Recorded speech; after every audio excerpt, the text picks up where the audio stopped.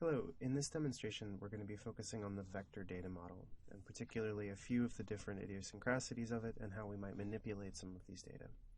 So before we really get started in ArcMap itself, I want to just take a look at the files that you should have downloaded for this week. So as we talked about in the lecture, each one of these is part of the shapefile, part of the vector file format that we use in ArcGIS. So you see we have lots and lots of different files, all with the same name. So what these are is particular pieces of it. One might be the spatial index, one might be the attribute table, others might be the actual geometry of those particular features. So once we've looked at these a little bit, let's go ahead and see what they look like in ArcGIS. So if you start up ArcGIS just like you have in the preceding demonstrations, you want to go ahead and choose blank map. So you're going to double click on blank map.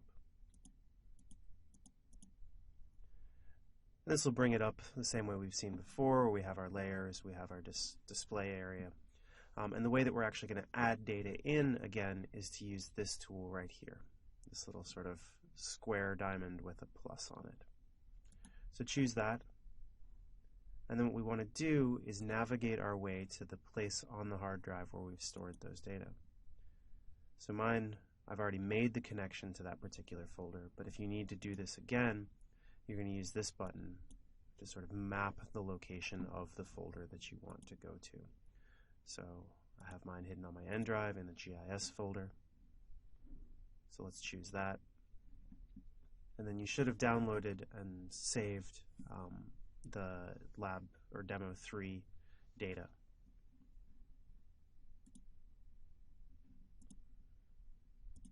So if we look in here, you see that instead of lots and lots of different parts of the same file, we just see the one individual layer itself. And in fact, if you look at the little icon it's giving here, so this green icon means basically that it is vector data. The software is smart enough to see that it's vector data. And it's actually showing us that these are points, these are polylines, and these are polygons. So it's showing us the type of feature as well. Now you want to go ahead and add in a few of these. We're going to work with the entire US data first, and then later on we'll look at these Indiana ones, all the ones that start with IN. So we want to go ahead and choose Canada. Go ahead and hold down Control, and then choose Mexico, States, US cities, and US highways. So then hit Add. You could do these individually if you wanted as well. But what should happen when they've loaded up is that we're going to see lots of different things showing up in different colors based on just sort of the default. Your colors probably won't look the same as mine. So we have the provinces of Canada, the states of Mexico, and the states of the US are all polygons. You can see that in the little square of colors here, rectangle of colors. We have US highways, which were polyline data here. And then we have US cities, so locations of populated places. Now I hope you remember the different ways you can zoom in and out on the layer. Let's go ahead and do that a little bit. Let's just zoom in. I'm using my mouse wheel to do it. You could also do it with this tool here. So let's just zoom in, and you can see that as I zoom in and out, the scale stays the same. So the size of those points doesn't change.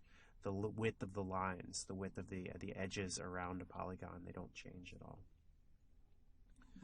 If I move these things around in the table of contents, this is the order that they're being displayed. So if for some reason I wanted to take the US cities and put it below the states, I can't see them anymore because my states are sort of on top of them. The layer is still there, but I can't see it. So you want to always make sure that your points are on top of polylines, on top of polygons. And you can turn them on and off over here as well. So you're not removing the layer, but you're just not letting it be displayed. So if we zoom out a little bit, again, remember we can always hit this button to go back to our full extent. And we talked in the lecture about how it's important, the important part of the GIS system, in particular of vector data, is that they have an attribute table associated. And that's exactly what we want to look at now, is what the attribute data with each one of these particular shapefiles is. Now there are two different ways we can do this. We can look at the whole table itself, or we can look at the record for an individual feature. So if we wanted to just look at an individual feature, we could use this identify tool, sort of a blue circle with a white eye in it. That'll switch our icon to be something that looks like that. And then I can click on a feature, and it's going to give me a little pop-up that shows me what that feature is. In this case, I've hit British Columbia, one of the provinces of Canada. And if I wanted to, I could change what I'm being identified in. In this case, it's only going to show me the topmost layer, but I could change it to show me all layers, one particular layer, pretty much anything. This is important because if I try to hit something down here, well, it's not going to be able to figure out what city I hit because I'm zoomed so far out and they're sort of overlaying each other. So it's showing me all of those cities that I may have hit, most of which are in Pennsylvania here. So you can see there's a lot of data with those as well. Now you can zoom in and out and sort of play with this identify tool. It's a good quick way to find out what you're actually looking at. So hit Missouri there. Or miss. Oh, I guess I had accidentally switched it to only being identifying U.S. cities. So I want to switch it back to topmost layer. And then I can hit pretty much anything I want and it'll identify it for me. Now if I want to look at the whole attribute table, I'm just going to right click on it here in the table of contents and go down to open attribute table. Now I can see that for those cities, I have a lot of information in there. I have the name of the city, I have the state that that city's in, whether or not that city's the capital, its population in 1990, the number of households, a little bit of census data, ethnicity and gender in here as well. Now I can look at some of the other ones as well. If I look at the U.S. highways, I have things like what type of road it is, the administrative class, is it an interstate or a state highway, and then I have the name as well for most of them. And states is pretty much the same. If I look at Canada, you can see I just have the name for it. So I'm going to close out of my attribute table. You can dock this wherever you want, and I'm just going to go ahead and close mine down. So we may want to begin to change how these are being displayed as well. One of the neat things about having attribute data is that we can change how the layer is being displayed based on them. So I'm just going to turn off my highways and my cities because they're kind of in the way. And I'm actually going to turn off Canada and Mexico because we're just going to look at the U.S. And let's go ahead and try to zoom out to see the entirety of the U.S. We're going to do that by right-clicking on states, choosing Zoom to Layer. This is a thing you're probably going to do pretty regularly, is to do the Zoom to Layer. Now, if I go and want to change this so it's not just displaying every single state based on this with this purple color, if I want to change it to be something else, I'm going to do that in the properties for this layer. So just like we did with raster data, if I either double-click quickly on states or right-click and go to properties in my table of contents, I can go over to my symbology tab.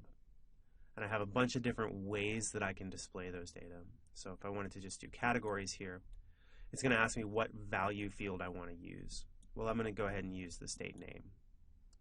And you see nothing happens until I hit add all values. What this is going to do is it's going to populate it, possibly with a different color ramp than what you're seeing.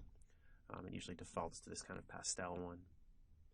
And it's going to display each value differently. So if I hit OK, you can see that now in my table of contents it's showing me what those colors correspond to. So this sort of dark purple is Alaska, this sort of lighter green is Alabama. And as you sort of move down, you see all the different colors. Some of them probably come pretty close to repeating. That's okay. But just know that it's displaying them all individually based on a single feature like that. Now I can also label these pretty easily, again in the layer properties here. If I go over to labels, well, the first thing I want to do is turn on label features. And then if I wanted to label it by the state name, I would just leave it as is. It's going to ask me what field I want to use. So let's go ahead and hit OK. And it'll label them, and as I zoom in and out, those labels will stay the same size. So in some cases that works really well if I'm zoomed in. If I'm zoomed out very far, it doesn't really help me very much. It's pretty hard to see what is being labeled as New Hampshire over here. So I might want to change this so that instead of labeling based on my state name, I just double-clicked again on my states in the table of contents here. I may want to do it where I'm just using the abbreviation. So these are the postal abbreviations for the U.S. states. And that works a little bit better if I'm zoomed out like this. Now I can also do things like measuring distances pretty easily. I have another little tool up here that'll allow me to measure distance. So if I click on that, I could say measure the width of Utah. It's going to snap to the edges. And as I drag across here, it's going to tell me that that's somewhere around 437,000 meters across the entirety of it. Now in some cases, with some layers, you may end up getting something that says degrees here, or decimal degrees. That's not really a linear measurement, so in that case you'd want to change it somewhere in this units up here. So this little drop down, you could change it to give you kilometers, pretty much anything else. You can also do areas. You can measure pretty much anything with the measure tool. It doesn't save it anywhere, so you'd want to actually go ahead and add it in, write it down or something like that. Now we have a few other things that we can do as far as changing how we're displaying particular types of features.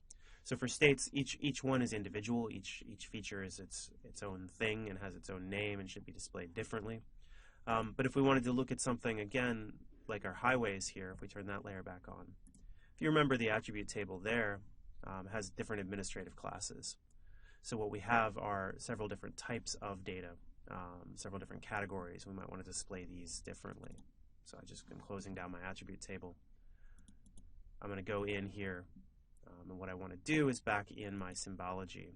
I'm going to change it to categories, and I'm going to do administrative class.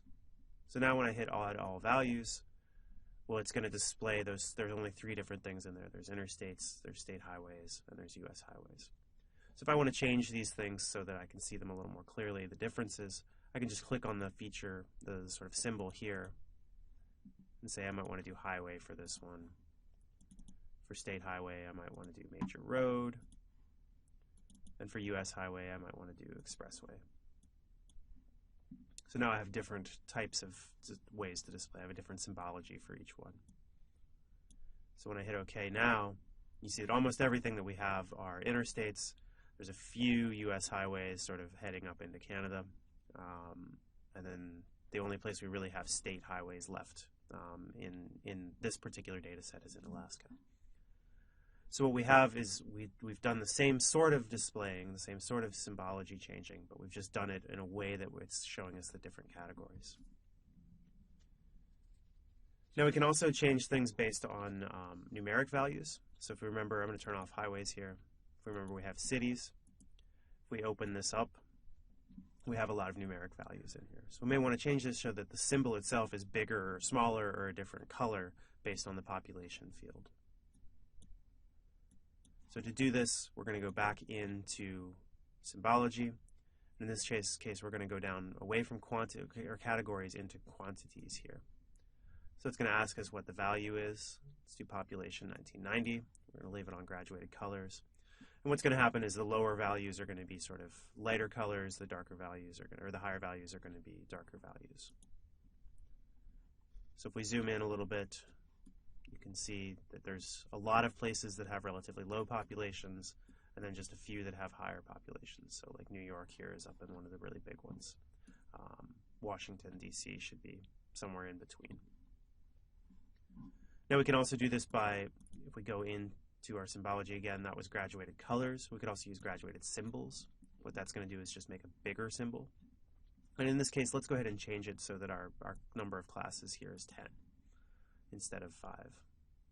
If we wanted to change the color as well, make this, say, sort of a nice light red, we can do that in the template there. So now you can see that the bigger ones are showing up in certain, or some cities are bigger than others, and that they're being sort of displayed in this very intuitive way, where they're a bigger symbol than the smaller ones. Again, if I zoom out, they're not going to change. Their size is going to stay the same on the screen, so eventually I'll start losing the ability to really see what's happening. The smaller ones are sort of overlain by bigger ones, and everything's lost in the overlapping. Now, if I wanted to display multiple different values, say, for instance, I have things that add up to 100%, like number of males and number of females, or any of the ethnic identifications over here, I can also do that. So if I go into the most complicated one here in my symbology tab for a numeric value or charts, and what I might want to do here is create a little chart that is males versus females, percentage-wise. Now what you'll immediately see is that it makes a huge mess at this scale, so I probably want to zoom in quite a bit. And then I want to just tweak it a little bit, so I'm going to go ahead and turn off Prevent Chart Overlap. I'm going to hit the Size tab or button here, and I'm just going to crank this down to being around 12 or so, just so that they're much, much smaller. And then I'm going to hit OK.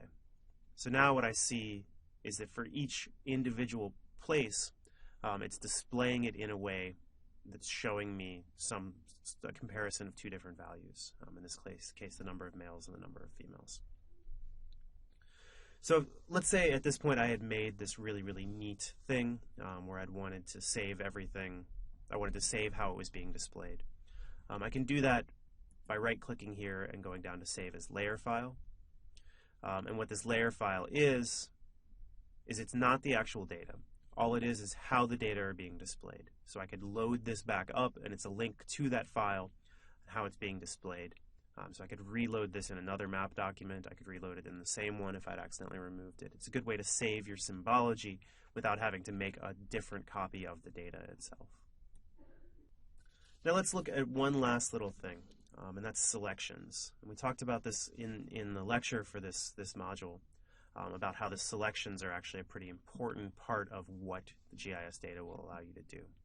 Now I'm just going to go ahead and change my symbology here to be back to a regular symbol, just for ease of display.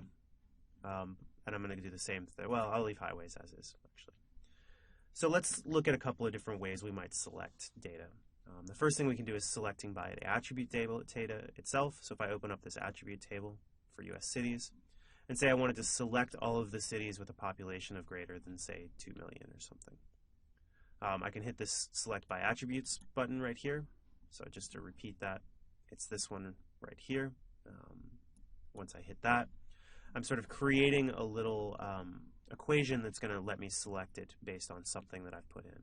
So if I wanted to go through and say my population is greater than, actually we'll do 20,000, 20, and hit Apply, it's going to select all the ones both in the table itself, so that's 1,655 out of the 3,000 or so cities. And then if I close down all these other windows and kind of zoom my way back out, you'll see it's selected all of them. Again, if I'm zoomed out all the way, it doesn't make a lot of sense, but you can see sort of the difference between small and big ones. We can also do things like, excuse me, I'm going to open the attribute table, go back into Select by Attributes, and I could do places where there are more, where there are fewer females than males, simply by building an equation like this. It's a really good idea to build the buttons, build the equation using the buttons. This is what's called SQL, or Standard Query Language. It's relatively sensitive, so try to use the buttons to build your thing. So this is going to give me all the cities, and there's not a tremendous amount of them, where there's a higher male population than female population based on the 1990 census. Now we can also do selections based on location. So in this case, what I'm going to do first is I'm going to clear my selection. I'm going to press this button just to clear out the selected features. It's also found up here on the main window. And say I wanted to find all of the cities that are within, are pretty close to a major highway. Well, I can do that in my Selection tab on the main window here, Select by Location, and I'm just building an equation here. I want to select features from U.S. cities that are somehow related to the source layer, so highways, and I want it to do are within a distance, and I want that distance to be, we'll say 20 kilometers. So every city that's within 20 kilometers of a major highway. So if I do that, it's now selected all of those for me. So you see anything that's a little bit further away from one of these roads has not been selected. Now there are lots of different ones I can do here. I could very easily do, say, cities that fall within Iowa or within Missouri. And the way I have to do this is by sort of staggering them together. So I might want to use the tool here where I'm actually just able to select something by clicking on it. To select Missouri, now I can do that select by location. So U.S. cities that are within states. And I want to make sure I turn on use selected features. So it's only going to use that one particular feature. And this is a case where I'm going to use intersect, the source feature layer. Turn off distance. So what it's going to do is it's going to select all of the cities that fall within that one selected state. And there you go. If I zoom in, you can see that things that even are right around the edge, it still has missed them. So it's selected only those ones that fall within that particular state. So that's how you would string together multiple selections. And that's a very powerful part of the GIS software package, is the ability to sort of string these things together in a useful way. Now, part of the assignment for this module involves doing some of these selections, so I encourage you to play around with some of the other ones that are in here. They're listed in the lecture, and they're listed in the demo notes in a little bit more detail as well.